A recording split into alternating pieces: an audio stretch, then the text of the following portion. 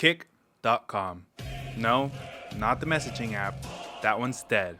And from its ashes rose up an even worse and more toxic version of Kick. Take him to Kick.com. No! When you look up Kick on Google, you are met with two of the biggest names on the internet, XQC and Aiden Ross. But this video isn't about them specifically. They're only but figureheads on this amazing, toxic platform. And it is the demon child of train wrecks and a little, tiny, little itty bitty gambling website by the name Stake. I have deposited a whole year of rent on Stake. Today, minimum 20K cash out, chat. I'm going to run this out to 20K minimum, chat. And what do you do when you're a gambling site that has unlimited money, but can't get new viewers from streaming on Twitch or YouTube? Well, you start your own. What could possibly go wrong? Just like that, Kick was born. From the beginning, Kick has sold itself on giving its creators and watchers the ability to do and say whatever they want without fear of being banned. Here, we have people like Aiden Ross. I'm going to Kick this week. I'm going to be doing Omegle, watching live sports, watching movies, prank phone calls, doing unlimited. We can literally watch. I could. No, I'm still celibate. XQC. No, yeah. I'm happy for that, but I seen some of these documentaries. I ain't believing none of that. Truck, man, little muffler falling off the go, and it ain't got no brake. Neon, and Jack Dorothy. And there are many, many more of these little goblins. And let me tell you something. They're getting paid. They're getting fat checks. So, good for them, I guess. The worst thing about Kick used to be its lack of moderation, especially in the chat. I don't really think I have to describe the kind of racist and everything phobic messages that were being sent in all these streamers' chats. But we've grown. Yeah, we've evolved. And with growth comes change. The change being the rebirth of IRL streams. You see, usually IRL streams are where a streamer takes their camera and a mobile setup and they go and do things like eat out at restaurants, go to amusement parks, or if you're on Kick, harass locals. Speak English to me. Don't Japanese to us. Oh, shit, you better back up, nigga. Oh, shit, you better back up, nigga. What's up? What you want? Oh, shit, you don't kick my food. You better chill out. And it doesn't matter if you're in the US or overseas, because the Kick IRL bug does not discriminate. Only the chat does. So let's start with Aiden Ross, who I would say is probably the first mainstream face of Kick. And he fully moved over after he was banned from Twitch because he had his Kick chat in one of his live streams. Now, normally this isn't even a problem. Multi-streaming is a pretty common thing. The problem here is that in Aiden's Kick chat, people were just saying the most outlandish and just crazy things, so they just banned him. And what did he do? He moved over to Kick. Not long after this move, news started circulating that Aiden was offered $150 million to fully sign with Kick. Trainwrecks did come out to say that the $150 million deal news was fake, but was most likely a publicity stunt to get streamers to move over to Kick and put the Kick name in viewers' minds. But that wasn't the only 9-figure deal, because reportedly, XQC was offered $100 million to sign with Kick. And you might be thinking that this is a lot of money, but you gotta remember, behind Kick is Stake. XQC's deals seem to be a little more legit, or at least in the general ballpark of what he is actually getting paid. He did go on to buy a really expensive watch and then mock people with a suitcase full of money after he was criticized for reacting to a live feed of the bombings in the Israel and Palestine conflict. I mean, XQC was actually making money off of watching people die, and then went and took his money and flexed it on the people who were calling him out for this.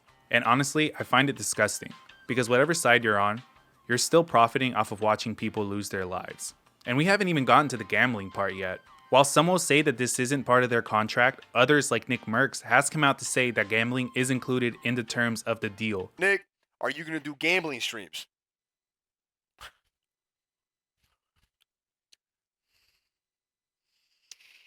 Si, senor! Yes, we're gonna do gambling. We're not gonna do a shit ton, but we're gonna do some gambling for sure. It's part of the contract, you know.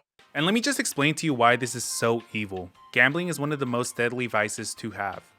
You have people who give up their homes, they'll give up their families' homes, they'll give up all their friends, they'll lose everything until they're in such a deep pit that taking your own life seems to be the only option. And I'm not saying that gambling is bad. I myself have been to Vegas and I've gambled on cruises. But it's the people who can't control themselves that these gambling websites prey upon, because they know that no matter what, they'll keep coming back and back and back. And let's not forget that a lot of these streamers' fans are young and impressionable children. So to put this on them is pretty evil in my opinion. Not to mention that you can't even do these gambling streams in the US. If you live in the United States, you have to leave the country so that you can stream this, because the US does not allow these kind of streams. I mean, come on, you have to leave the country to do these streams? That's not sketchy to you? And a lot of these streamers aren't even using their own money. That's right, because the gambling websites will give them a purse to gamble with and just play around with and have fun, and the streamers don't experience any real loss. The only people who are actually losing are their fans that end up getting hooked on this kind of gambling website and then spend all of their money and lose everything. They're not getting it back. They're not getting funded by the casinos. They're only giving their money and losing. Sure, you're gonna have some people who win here and there, but everyone knows when it comes to gambling, the house always wins. And these gambling sites really do know who the real suckers are. Now let's move on to the latest kick trend, what I like to call the bodyguard IRL strat. This is where you walk around with your bodyguard and just harass people and then hide behind the bodyguard when those people try to confront you. It's a beautiful strat. And the two wonderful young men that we have to thank for this strat are Neon and Jack Dorothy. It really does seem like every other day Neon is trending for whatever reason. His whole thing is that he's kind of the nerdy, weird kid. He always talks about how he was always getting bullied and how he's a virgin. But now, he's a rich and successful kick streamer. There's clips of him where he goes into stores and then when he's getting kicked out, he starts talking down on the workers, saying things like you're fat, you're stupid, and then hiding behind his friends. You seem like a great guy, my man. I feel like you're I've seen you before. Oh, you have? Yeah, I'm not a fan though. Oh, you're not? Damn. I just wanted to... It's all good. You probably have a great life, huh? Just being fat as shit. Yeah. Maybe tip him. We're not recording. We're not recording. Wait, where have you seen? Where have you seen me? Where have you seen me? There's that one video where you're saying like, "Oh, fight me in real life," and it looks like you can record, bro. Bro. No, you can't record. He can record. I give him permission. I gave him permission. Sorry. Well, I gave him permission, so I apologize for the inconvenience, fat ass. Kane's got my bag, so I can't buy this unless someone's got a card. Nice, bro. I just got violated by a fat fuck. Great, bro.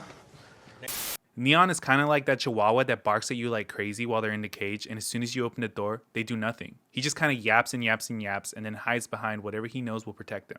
I mean, look at this clip where he upset Krishan Rock's friend so bad that she spilt water on him while he was getting kicked out. My name is MacLeod. I'm Sky, DJ Sky. Nice to meet you. I usually don't like black girls, but you're very beautiful. Well, I'm biracial. I'm half black and I'm half white. Well, you're kind of ghetto. Where are you from? I'm from Houston. I'm from Baltimore. Oh, shit. Yeah, that's fine. Oh, what's good? I'm just saying, what's up? We just tapping in. You know, it's your girl DJ Sky. Hi, baby, around Batty checking the fuck in with this slow-ass motherfucker that he talking about. He's slow. What you saying to me, bitch? Do you want some cool shit, but don't do the fake narrative. I get it. You know what? Don't do no fake narrative about a real bitch. I get it. That's on God. I want to apologize. That's on Allah, nigga. I'm Muslim. I'm Muslim. Okay, let's go.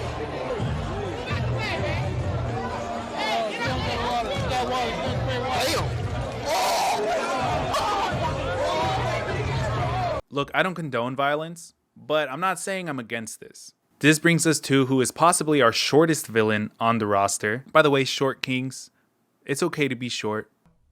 Jack Dorothy, our favorite cringe lord. Jack is a huge YouTuber with amazing videos like how kissing each other made the Island Boys famous, and his countless getting kicked out of videos. Basically, Jack just likes to go into public places and annoy people until he gets kicked out. I need you to get out the store. What? I need you to get out the store. Oh, sorry, I was just playing around. Off the chain. You need to get out the store. Can we stop and we'll just buy something? You need to get out the store. Okay, wait, I'll get out of the store.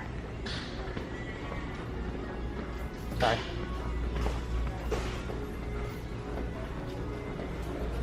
Don't take pictures of me. I'll break your camera. No, you won't. Yes, I will. I doubt it. I'm 15. You'll go to jail. I don't care if you're 15. You'll go to jail. You respect me.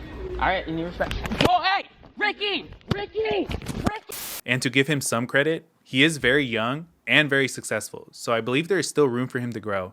But he's posted videos of himself fighting people before, so to see him doing what he's doing now just makes the whole situation a little worse in my opinion. Like I said earlier, Jack, he's a little guy, and he has a lot of money, so naturally, he would need a security guard, right? The only problem now is that instead of his security guards actually, well, guarding him, they seem to be harassing people with him. In a clip that went viral around Halloween time, Jack was seen at a party where people were confronting him for being rude. Well, one of his security guards decided that he was just going to punch one of the party's attendants and almost knock him out. The guy got up really fast, so we gotta give him credit for that. Hey, don't touch me. Don't touch me. I'm just saying, walk. Chill. No. You all said walk. Who are you talking to, dog? I'm just saying, y'all said you just walk. Then walk. Ooh. But it still was basically just an assault. The dude didn't even look like he was going to throw a punch or anything. He was just talking, albeit maybe raising his voice, but it wasn't that bad. It definitely didn't warrant a full punch to the face. I'm not going to show the full video, but it will be in the description if you want to check it out for yourself. And this pattern just seems to be getting worse because instead of just doing it to other creators, he's now moved on to doing it to people just minding their own business out in public. Like this video, where his security guard confronts the security guard that's confronting Jack for being a nuisance.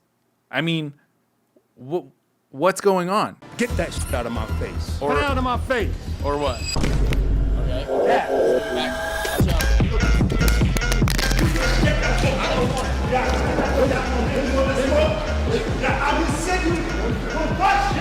There just seems to be a trend of streamers moving on to Kick and just becoming unhinged. I mean, we have FouseyTube having a mental breakdown and even swatting himself live. Even Zerka, who picked a fight with another creator and then proceeded to get rocked and embarrass himself in front of all of his viewers. I really don't know if these people were this toxic before they moved on to Kick and just weren't able to show this side of themselves because of the other platform guidelines, or if the anything goes attitude of Kick has given them brain rot so much that it's turned them into little goblins. But one thing to me is pretty clear, at the center of it all is Kick, the platform that encourages its streamers and chatters to do whatever they want, as long as it gets clicks, the platform that is backed by stake, the gambling website that seems to have an unlimited supply of money that is at least partially funded by the loyal fans of these streamers, some of these being the biggest content creators of this generation. Will these streamers ever change, or is this behavior just going to get worse and worse? Let me know what you think down in the comments. But that's all for this video. Leave a like and subscribe if you made it this far. I'm Cole Coffin, and I'm out.